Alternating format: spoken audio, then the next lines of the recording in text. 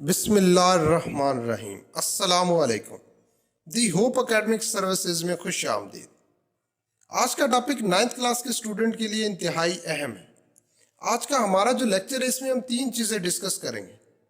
Number 1, Punjab के तमाम boards के लिए 9th बायोलॉजी की स्मार्ट सिलेबस के मुताबिक पेपर स्कीम क्या होगी, कि पेपर किस तरह से आएगा, किस चैप्टर में से कितना पेपर आएगा। नंबर 2, बायोलॉजी के मोस्ट इंपॉर्टेंट क्वेश्चन को डिस्कस करेंगे और ये क्वेश्चन इतने ज़्यादा इंपॉर्टेंट है कि हर क्वेश्चन तकरीबन 5 टाइम से ज़्यादा पहले एग्जाम में पूछा गया है।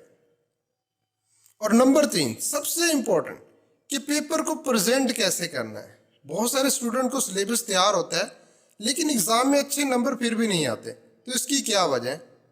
आज के लेक्चर में हम एग्जामिनेशन स्किल्स के बारे में बात करेंगे और कौन सी ऐसी स्किल्स हैं जिनको इस्तेमाल करके हम 100% मार्क अटेन कर सकते हैं।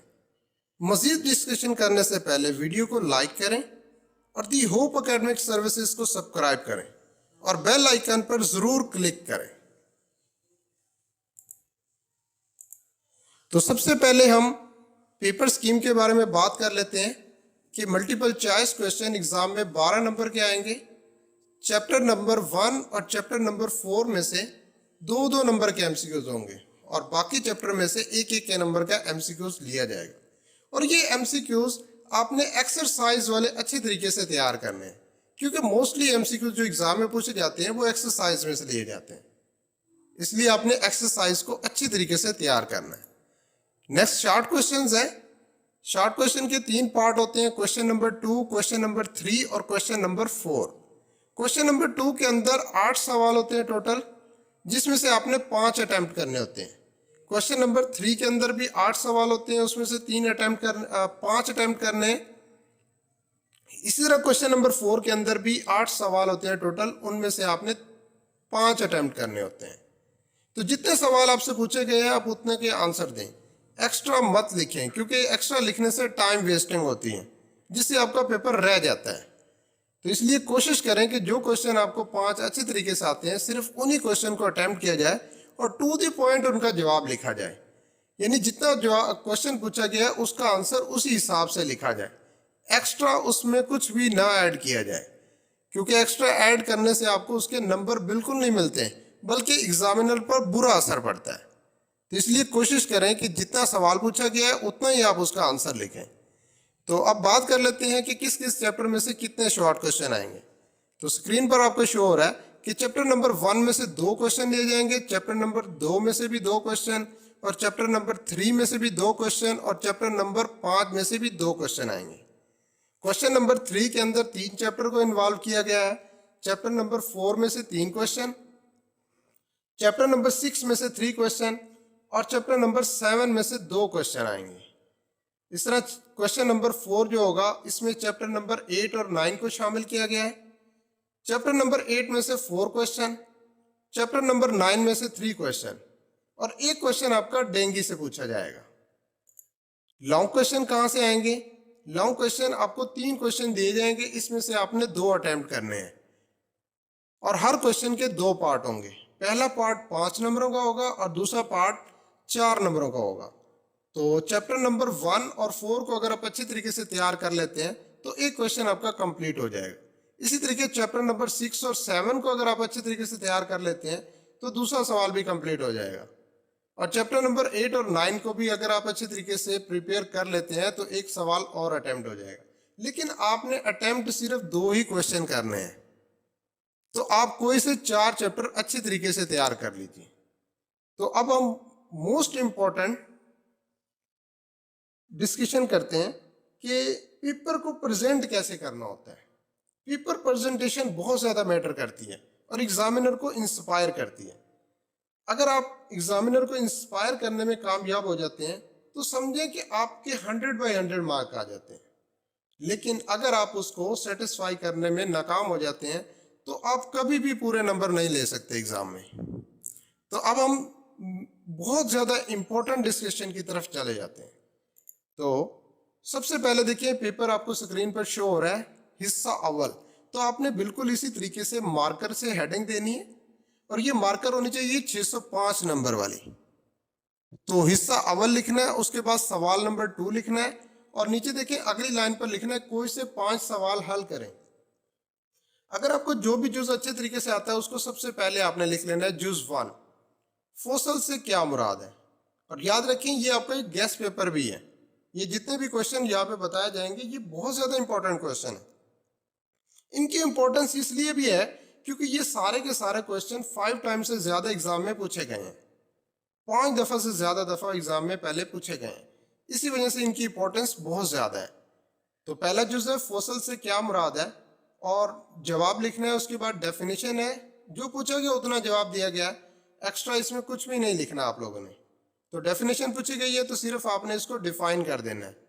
पुराने जानदारों, जानवरों और पौधों की बाकियात को फोसल्स कहते हैं, बस इतना जवाब देते 2 नंबर आपको मिल जाएंगे। लेकिन याद रखें जब भी डेफिनेशन लिखते हैं तो उसको इन्वर्टेड कॉमास में लिखते हैं। जब डेफिनेशन शुरू होती है तो ऊपर 2 कॉमे लगाते हैं और जब डेफिनेशन खत्म होती है तो कॉमास लगाते हैं, और इन कॉमास को आपने मार्कर से लगाना है। जुज नंबर 2 माइक्रो मॉलिक्यूल्स और मैक्रो मॉलिक्यूल्स में क्या फर्क है।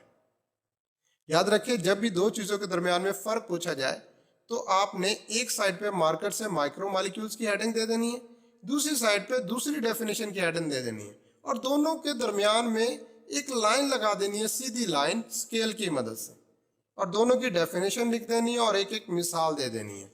तो क्वेश्चन आपका कंप्लीट हो जाएगा। जुज नंबर 3 एक अच्छे हाइपोथेसिस की 4 खुसूसियात तहरीर कीजिए। 4 खुसूसियत कौन कौन सी है? Number 1, number 2, number 3, number 4। इसी तरीके से आपने इनके पॉइंट बना के लिख देने। जुज नंबर 4 है बायो इन्फॉर्मेटिक्स से क्या मुराद है। अब ये डेफिनेशन है, इसको फिर आपने कॉमर्स के अंदर लिखना है, और दोबारा फिर सुने कि ये जो कॉमर्स लगाने आपने इनको मार्कर से आपने यूज करना है। जुज नंबर 5 ऑटोट्रॉफ्स और हेटेरोट्रॉफ्स में फर्क बयान कीजिए। तो फर्क पूछा गया है तो आपने फिर दोबारा से अगेन स्केल की मदद से ये सेंटर में लाइन यूज करनी है, उसके बाद दोनों साइड पे दोनों की डेफिनेशंस लिख देनी है। बस इतना जवाब दे देंगे आपका क्वेश्चन कंप्लीट हो जाएगा। जुज नंबर 6 क्लासिफिकेशन का बुनियादी यूनिट कौन सा है, इसकी तारीफ करें। तो जवाब लिखते हैं क्लासिफिकेशन का बुनियादी यूनिट स्पीशीज है। फिर आपने स्पीशीज की डेफिनेशन करनी है तो स्पीशीज की आपको हेडिंग देनी होगी मार्कर से, और फिर डेफिनेशन को लिखना होगा इन्वर्टर्स कॉमास के अंदर। जुज नंबर 7 फैसिलिटेटेड डिफ्यूजन से क्या मुराद है, डेफिनेशन लिखेंगे। नेक्स्ट पार्ट नंबर 6 है जुज नंबर 8 प्राइमरी सेल वॉल और सेकेंडरी सेल वॉल में क्या फर्क है।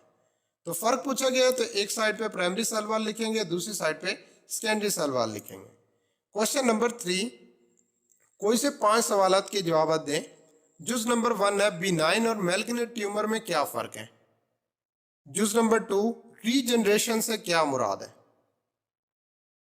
जुज नंबर 3 क्रॉसिंग ओवर की तारीफ करें।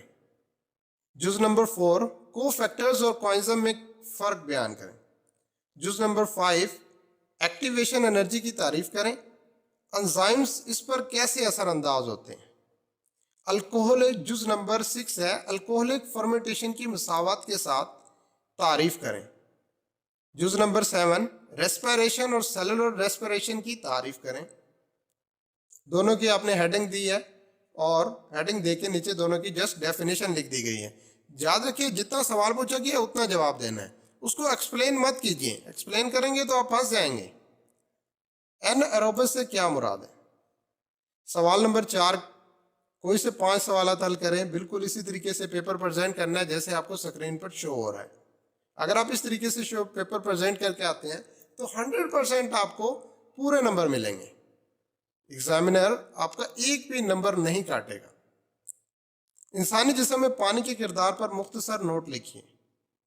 जुज नंबर 2 है इंसानी खुराक में प्रोटीन्स के बड़े जराए लिखिए। जुज नंबर 3 एनीमिया क्या है इसकी वजूहात लिखिए। जुज नंबर 4 मैदे में मौजूद हाइड्रोक्लोरिक एसिड के 2 अफवाल लिखिए। जुज नंबर 5 ट्रांसपायरेशन पुल से क्या मुराद है, इसके पैदा होने की वजूहात तहरीर कीजिए। जुज नंबर 6 टी और बी लिम्फोसाइट्स का काम लिखिए। जुज नंबर 7 आर्टरीज और वेंस में कोई से 2 फर्क लिखिए। जुज नंबर 8 है एंजाइना पेक्टोरस से क्या मुराद है। तो ये था पेपर प्रेजेंटेशन। अगर वीडियो अच्छी लगे तो वीडियो को लाइक कर दीजिए और चैनल को सब्सक्राइब ज़रूर कर दीजिए।